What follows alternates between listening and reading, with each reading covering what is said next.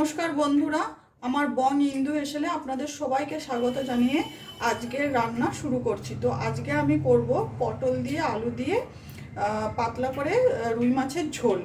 তো তার জন্য আমি দেখুন এখানেতে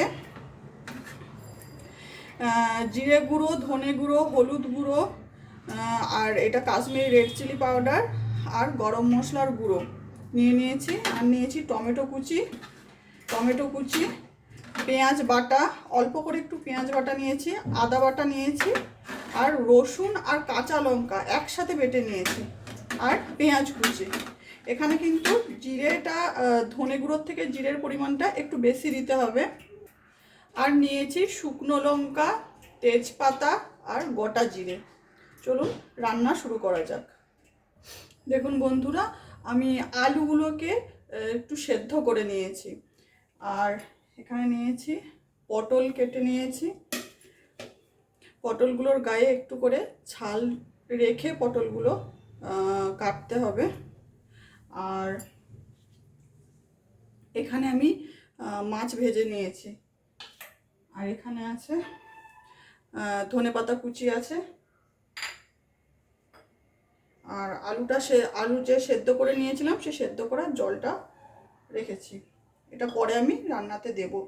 আর কড়াইয়ে তেল দিয়ে দিয়েছি। তেলটা ভালোভাবে গোটা কড়াইয়েতে বুলিয়ে দিতে হবে। আঁচটা কমিয়ে দিয়েছি, কমিয়ে আঁচটা একদম লোয়ে আছে। এবারে আমি চিনি দিয়ে দেব। পরিমাণ মতো তেলে চিনি দিয়ে দেব।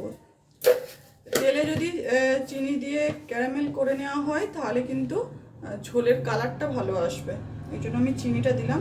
চিনিটা গোলার পরেতে ক্যারামেল হওয়ার পরে আমি ফোড়ন দিয়ে দেব। দেখুন বন্ধুরা, চিনিটা ক্যারামেল হয়ে গেছে। এখন আমি ফোড়ন দিয়ে দিলাম। আর দিয়ে দেব পেঁয়াজ কুচি। পরিমাণ মতো আমি পেঁয়াজ কুচি দিয়ে দিলাম। চিনি বেশি পুড়ে গেলে কিন্তু আবার তিতো হয়ে যাবে। এবার ভালোভাবে আমি পেঁয়াজটা ভেজে নেব।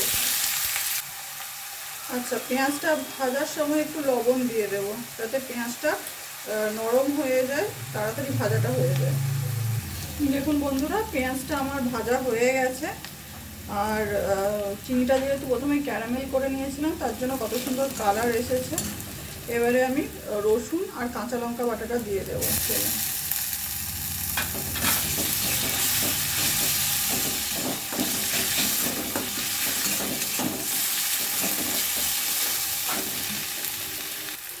আর দেব আদা বাটা, পরিমাণ মতো আদা বাটাটা দেব।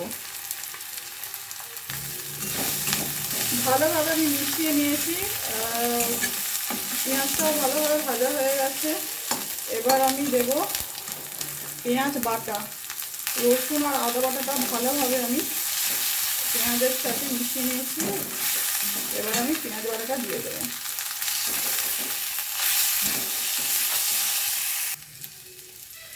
এবারে আমি টমেটো কুচিটা দিয়ে দেবো। ভালোভাবে মিশিয়ে নেব। টমেটোটা একটু নরম হয়ে গেলে আমি তারপরে মশলাগুলো দেবো। দেখুন বন্ধুরা, টমেটোটা আমার নরম হয়ে গেছে। এবারে আমি সব মশলাটা দিয়ে দেবো। জিরে গুঁড়ো, ধনে গুঁড়ো, হলুদ গুঁড়ো, কাশ্মীরি রেড চিলি পাউডার আর গরম মশলা গুঁড়ো একসাথে আমি দিয়ে দেবো। অল্প একটু জল দেবো মশলাটা কষার জন্য। মশলাটা ভালোভাবে আমি কষিয়ে নেব। একটু জল দিলাম, ভালোভাবে মশলাটা আমি কষিয়ে নেব। দেখুন বন্ধুরা, মশলাটা আমার সুন্দরভাবে কষানো হয়ে গেছে। মশলাটা থেকে তেল ছেড়ে দিয়েছে। এবারে আমি আলুগুলো দিয়ে দেব। আলুগুলো দিয়ে আমি একটু পরিমাণ মতো লবণ দিয়ে দেব।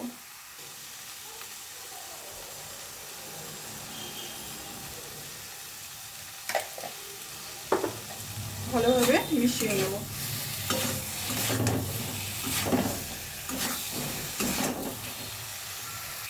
2-3 মিনিট আমি ভালোভাবে আলুটা দিয়ে মশলাটা ভালো করে কষিয়ে নিয়েছি। এবারে আমি একটু জল গরম করে রেখেছিলাম, এই গরম জলটা পরিমাণ মতো দিয়ে দেব।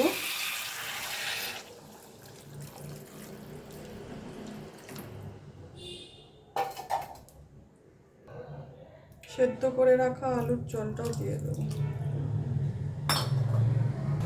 দেখুন বন্ধুরা, আমি এই পাশে গ্যাস ওভেনেতে আমি ঝোলটা ফুটতে দিয়েছি। ঝোলটা আমি ফুটতে দিয়েছি এই পাশের গ্যাস ওভেনেতে। আর ঝোলটা ফুটে উঠলে আমি ঢাকা দিয়ে দেবো। আর এখানে আমি একটা কড়াই বসিয়েছি, তেল দেব কড়াইয়ে। দেখুন বন্ধুরা, আমার তেল গরম হয়ে গেছে। এখন আমি এই পটলগুলো ভেজে নেব। এটা পটলগুলো ভালোভাবে ছাড়িয়ে নিয়েছি। পটলের গায়ে কিন্তু খোসা আছে আর ভালোভাবে জল ছড়িয়ে নিয়েছি। আমি ভেজে নেব। আমি কিন্তু পটলে নুন হলুদ কিচ্ছু দিইনি। আর এইদিকে দেখুন বন্ধুরা, আমার ঝোল ফুটছে। এবার আমি ঝোলে ঢাকা দিয়ে দেবো। দেখুন বন্ধুরা, পটলগুলো আমি নুন হলুদ কিন্তু না মাখিয়েই তেলে ভেজে নিচ্ছি। আর পটলগুলো আমি ভাজার সময় আঁচটা কমিয়ে ঢাকা দিয়ে ভালোভাবে ভেজে নেব।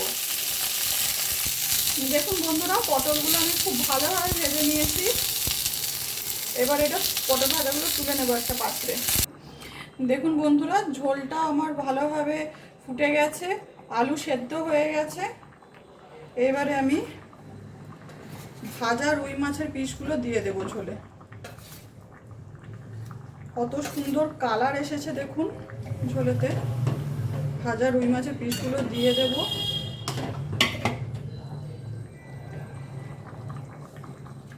আর দিয়ে দেব ভেজে রাখা পটলগুলো। ভেজে রাখা পটলগুলো কিন্তু ঝোলে দিয়ে আর 1 মিনিটই ফুটিয়ে নামিয়ে নিতে হবে ঝোল। ভেজে রাখা পটলগুলো দিয়ে যদি বেশিক্ষণ ঝোলে ফোটানো হয় তাহলে পটলের স্বাদটাও নষ্ট হয়ে যায়। ঝোলের পটল কিন্তু খেতে ভালো লাগে না। তাই পটলগুলোকে খুব ভালোভাবে ভেজে নিতে হয়। ঝোলটা নামানোর 1 থেকে 2 মিনিট আগে পটলগুলো কিন্তু ঝোলে দিয়ে দিতে হয়। ব্যাস। এবারে আমি সবার শেষে দেব ধনেপাতা কুচি। অল্প করে একটু ধনেপাতা কুচি ওপর থেকে ছড়িয়ে দেব।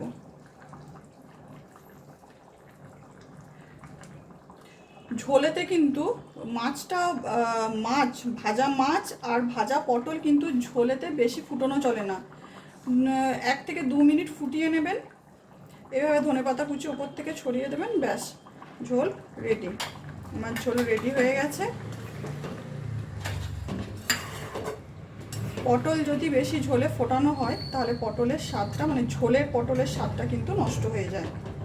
তাই পটলটা ভালোভাবে ভেজে নিয়েই ঝোলে দিতে হবে লাস্টে, ঝোলটা নামানোর 1-2 মিনিট আগে। বন্ধুরা, আমার ঝোল রেডি হয়ে গেছে। আমার ভিডিওটি দেখার জন্য আপনাদের সবাইকে অনেক অনেক ধন্যবাদ। সকলে সুস্থ থাকবেন, ভালো থাকবেন। দেখা হচ্ছে পরের রেসিপিতে। নমস্কার।